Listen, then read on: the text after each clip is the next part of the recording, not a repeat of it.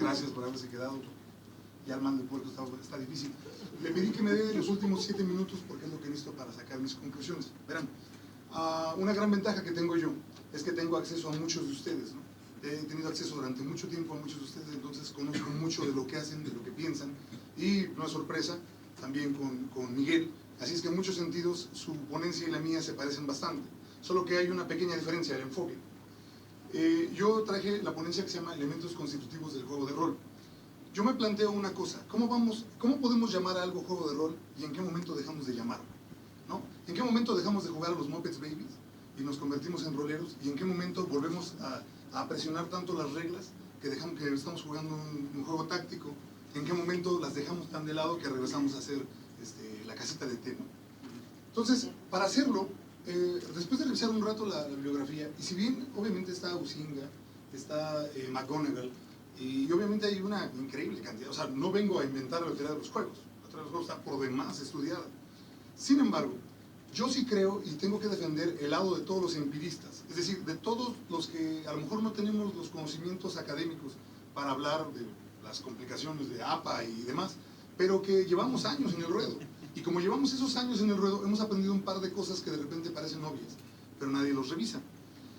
Bueno, entonces, para fines prácticos, me apego a lo mismo que han dicho todos ustedes, ¿no? Tenemos un problema semántico que viene de las traducciones originales del inglés, de que el inglés las toma del francés, role, ¿no? Y que la RAE no nos ayuda, ¿no? Jugar rol es un juego de roles. ¿Qué es un rol? Es la acción de rolar. ¿Qué es rolar? Girar varias veces. Entonces, como no queremos jugar a la semántica, me decidí hacer una cosa pues complicada, generarles bibliografía a todos y cada uno de ustedes, no para mi uso, sino para el uso de ustedes. ¿Y cómo lo hice?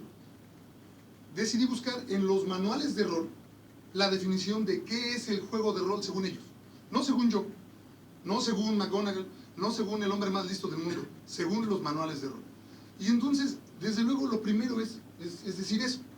Vamos a buscar en el manual, con sus palabras, qué es un juego de rol. Vamos a hacer 3 cosas. Primero, quitemos el origen semántico, ¿va? Obviamente la mayoría de los libros están en inglés, y los que revisé la mayoría son en inglés, otros cuantos en español. Todos sabemos que las traducciones en español sufren de varios problemas. Pero olviden por un momento eso y tengan entendido esto. Si dicen role-playing game, se refieren a lo mismo que juegos de rol. Por cualquiera que sea la razón, están hablando de exactamente lo mismo. Si de repente deciden decir jugar, sea o no sea un juego, digamos de juego. No es un verbo, es la acción de jugar rol. No lo estamos conjugando. Para esos fines, vamos a tomar un último elemento que a lo mejor les va a parecer así. ¿Y qué tal que el juego de rol no es un juego?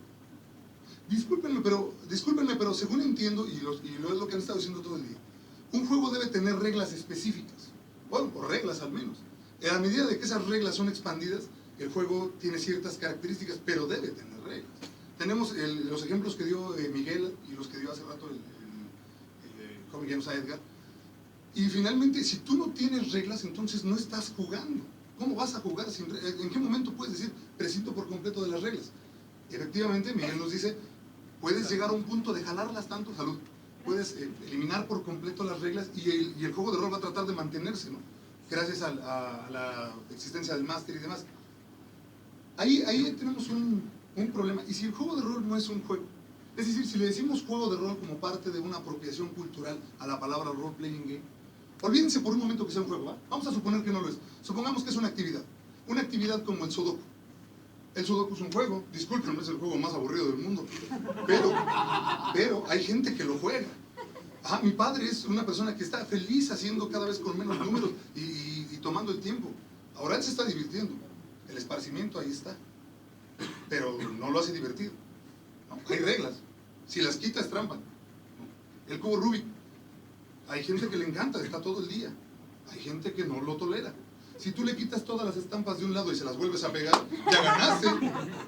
No puedes romper esa regla o no tienes un juego, ¿estás de acuerdo?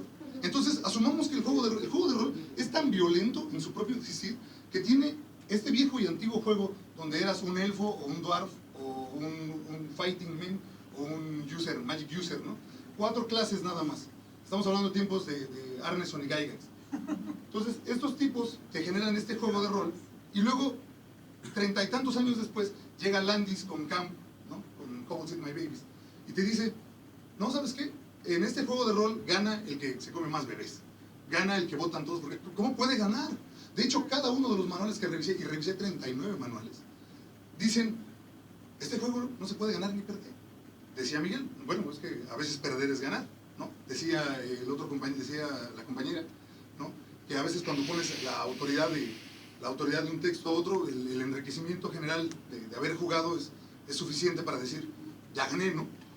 Pero no es cierto, estás violentando una regla básica del rol al decir que tú ganas, ¿no? ¿Y qué pasa con, ustedes han tratado con los maniáticos, de los que hablábamos al principio? Hay narradores que están, no vamos a llamarlos mal de su cabeza, pero hay narradores que les gusta esa experiencia de hacerle daño a sus jugadores, esa experiencia de martirizar a todos los que están. Entonces yo les pregunto, ellos no se están divirtiendo. ¿Han visto a un Viking Hat, es decir, a un máster de la vieja escuela, cuando un jugador nuevo le gana? ¿Han visto su cara? ¿Les parece que se está divirtiendo, señores? ¿En serio? Ahora hablemos de narrativa. El otro elemento vital e importante, la narrativa. ¿Han jugado juegos de rol sin narrativa? Es decir, la narrativa es una cosa bien extensa.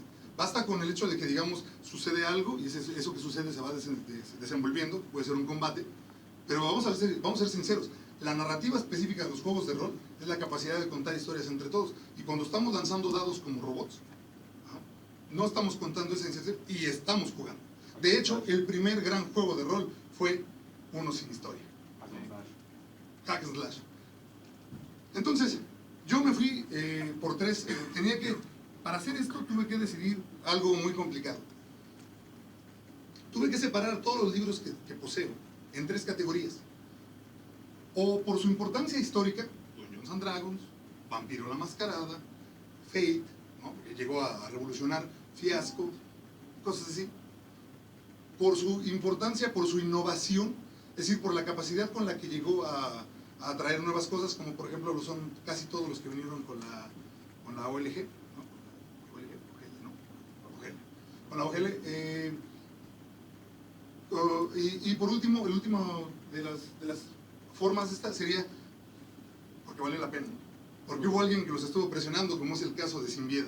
Sinvieda lleva años con Rift y con las cosas de Rift y el Palladium System, que es increíble que la gente lo siga usando porque es caduco como pocas cosas. Si me estás viendo Sinvieda, discúlpame, pero la verdad es que es una cosa increíblemente caduca que la gente disfruta, ¿no? Entonces lo que no queríamos hace 20 años sigue exactamente igual y lo estamos usando.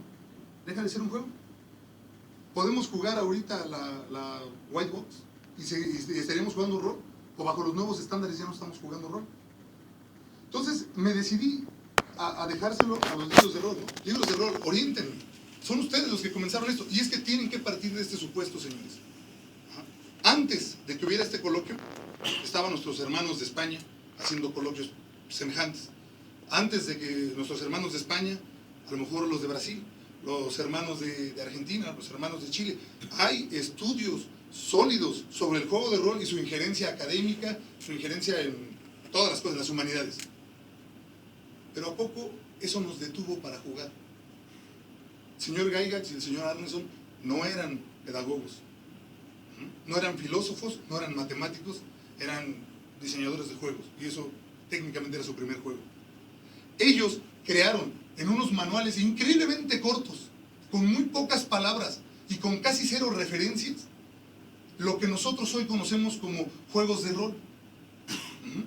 En el momento que aparecen el señor Gygax y el señor Arneson y comienzan a hacer esto, usan un tipo de lenguaje bien específico. No vamos a pelear el lenguaje de cada una, de por qué le dicen así o por qué no le dicen así. No lo vamos a pelear. Y no lo vamos a pelear por el sencillo motivo de que de todas maneras le entendimos. Es irrefutable. ¿Alguien me puede decir que no lo entendimos? Que los juegos de rol se suspendieron hasta que llegó alguien a explicarnos lo que un juego era. No, los juegos de rol nacieron por virtud de sí mismos, por virtud de la comunidad que los arrastró, la comunidad que dijo, no más sistema, ahora vámonos al lado narrativo. Y ahí estaba Vampiro, ¿no? al frente, porque no fue el único, pero al frente si ustedes gustan. Dijo, vamos a hacerlos light. Camp dice bien claramente, ¿no? O'Neill dice, pues puedes jugar, pues, te lo juro que está tan sencillo que puedes jugar borracho, ¿no? Hombre, y de hecho te ganas un punto, ¿no? Un punto de victoria por hacerlo, y otro por ensuciar la hoja. Tienes entonces a O'Sullivan. O'Sullivan hace Fudge, Fuchs viene con una gran idea, un sistema innovador en muchos sentidos, y alguien se lo toma, Fate, ¿no? O sea, Fuchs era increíble, pero Fate es revolucionario, pero no se basa en el sistema, se basa en la capacidad que tiene de adaptarse y sobre todo de adaptar a esta figura mercenaria del narrador, ¿no? Entonces se preguntarán, ¿y cuántos libros fueron? Me propuse 30 libros, pero a la medida que empecé, el mayor problema obviamente es Dungeons and Dragons. No podía dejarlo de fuera. Primero comencé con los 4 mexicanos, ¿va? Ibarra y Carrizales, ¿no? Saludo. Ni siquiera se molestaron en decir qué son los juegos de rol. Y de hecho eso es algo que sucede seguido. Hay muchos autores que ni siquiera se toman la molestia de decir qué es un juego de rol en su propio libro, ¿sale? Pero bueno, estamos en el 2000. Tonatiuh Moreno lo hizo en el 2008, y estamos, perdón, en 1998, y estamos ahorita en 2006 los otros dos. No hay problema. Bien, vámonos al pasado. Dungeons. ¿Qué edición de Dungeons explica qué es un juego de rol? Es bien curioso, todos lo leímos, pero me tuve que sentar a sacar toda la biblioteca, uno tras otro, tras otro, tras otro, y les juro, yo sé que 39 libros, porque terminaron siendo 39 libros, no representan todo lo que los juegos de rol ofrecen, y que los escogí bien arbitrariamente, se los juro, más arbitrario no se pudo. Pero me dieron un resultado increíble. Nadie se tomó la molestia de decir que era un juego de rol. Y quien se planteó la pregunta de qué es un juego de rol, porque hay así en grande, ¿qué es un juego de rol? ¿Qué creen? No dan elementos verdaderos, dan características, dan ejemplos, dan definiciones. Es decir, yo me planteo, ¿qué es un juego de rol? Un juego de rol es como un juego de imaginar, solo que de rol. Entonces yo no sé si Larousse fue quien de plano, ya estamos en los 7. Bueno, entonces les voy a dar los resultados. Esa fue mi metodología, por decirlo de alguna manera.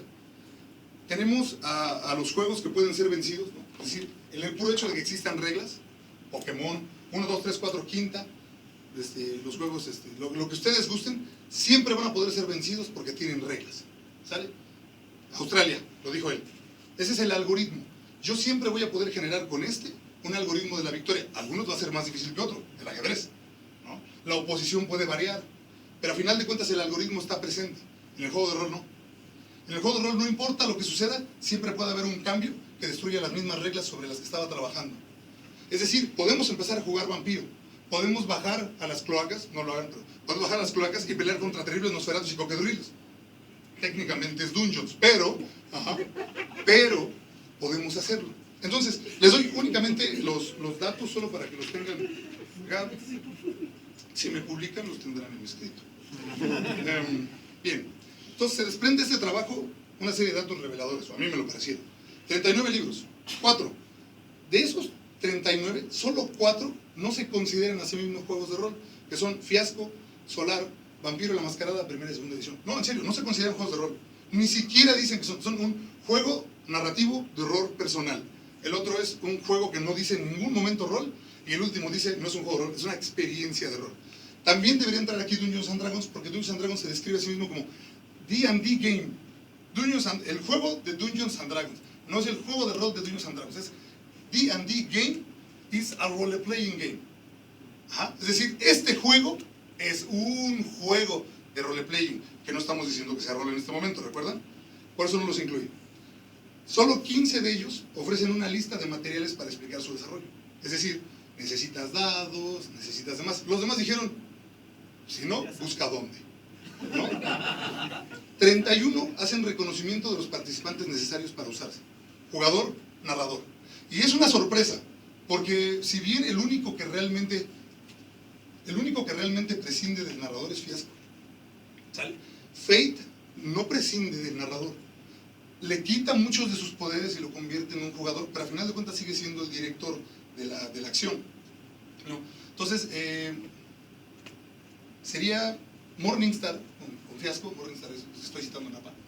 Morningstar es el hombre que viene y nos dice, no jueguen con narrador, va a ser una historia conjunta, pero recuerden, ese es el libro que no se considera a sí mismo rol.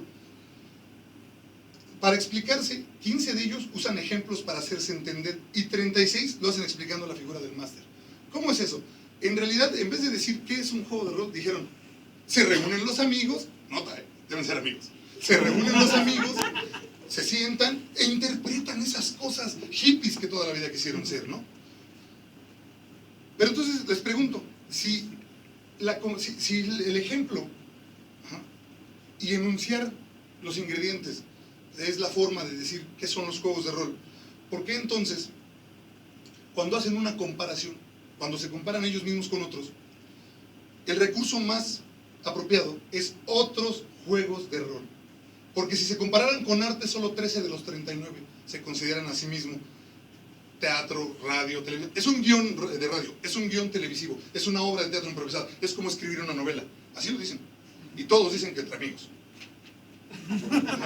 Si no son amigos, no pueden. Esos son los terribles datos que les traigo, ¿va? Solo 2 de esos 39 dicen no hay comparación. Los juegos de rol no tienen comparación. Como dato anecdótico, porque esa es literalmente mi conclusión, en serio, después de 39 libros, no hay un solo elemento que verdaderamente puedas aferrarte de él. Los que van a defender que no se gana y no se pierde, sueltan alguna cosa extraña, como por ejemplo, no soy un juego de rol, o puedes, no sé, viajar en el tiempo, cosas así, para evitar que nazca Gary Gygax. Entonces, Dungeons and Dragons es el más desconcertante, porque no espera uno mucho de la caja blanca, ¿no? De la white box. Yo tengo la white box, y no espera que lo explique. Es decir, alguien te tenía que enseñar a usarla. Realmente si la leías, pero por el número de hojas. Cuando aparece la hoja, la caja roja con la que casi todos iniciamos, tampoco dice que es un juego de rol. Te enseña a jugar, pero no se molesta te enseñan la historia. En cuarta viene una excelente recopilación de la historia del rol, de cómo Gygax comienza y Arneson le dice, vamos a llevarlo de Chainmail, que es un rule game, a un juego de rol, ¿no? 3 minutos. Y cuando te vas a 3.5, uno pensaría, 3.5 dijo algo. ¿Y qué creen? Todos los que tienen la licencia ni siquiera se molestaron. Fíjense qué curioso. Voy a agarrar y voy a hacer mi juego de Babylon 5, el mejor sci-fi de la historia. Voy a hacer mi juego de Babylon 5 y quiero atraer a todos estos, gente súper sabia que le gusta Babylon 5. Y no le voy a decir que es un juego de rol. Ah, bueno, entonces es porque quieres jalar a los juegos de rol, a los jugadores de rol para que jueguen Babylon 5, el show más oscuro del sci-fi. Ajá. Eso no es, pero ni editorialmente con lógica, ¿están de acuerdo? O sea, no tiene ni sentido tratar de meter un producto que no se puede jugar, a menos que alguien te enseñe. Cuando llegué a cuarta, hay un paréntesis bien importante. ¿Recuerdan el D&D Essential? Los Essential, que fueron las cosas que salieron a arreglar cuarta, ¿no? Discúlpame, pero técnicamente a eso salieron, ¿no? Cuando leí los Essential, ¿qué creen? Ahí sí dice que es un juego. Ahora, no es la más venturosa. Usa ejemplos, usa lista de materiales. Es en muchos sentidos como el D&D para Dummies, que por cierto, no dice que es un juego, dice que es Dungeons and Dragons, ¿no? Tenemos la palabra D&D Game, tenemos todas estas ambigüedades. Tenemos a Vampiro la Mascarada, uno de los más importantes. Después de Dungeons es Vampiro. ¿Alguien la puede pelear? Nadie. Entonces Dungeons y después Vampiro, y Vampiro ni siquiera es un juego de rol. O al menos eso dice. Primera y segunda no se consideran a sí mismos juegos de rol. Yo sé que lo son, los jugamos, pero no se consideran. ¿Qué dice quinta? Déjenme citarles lo que dice quinta. Es que cuando llegué a esto de quinta, pensé mucho si les iba a decir esto. Sí.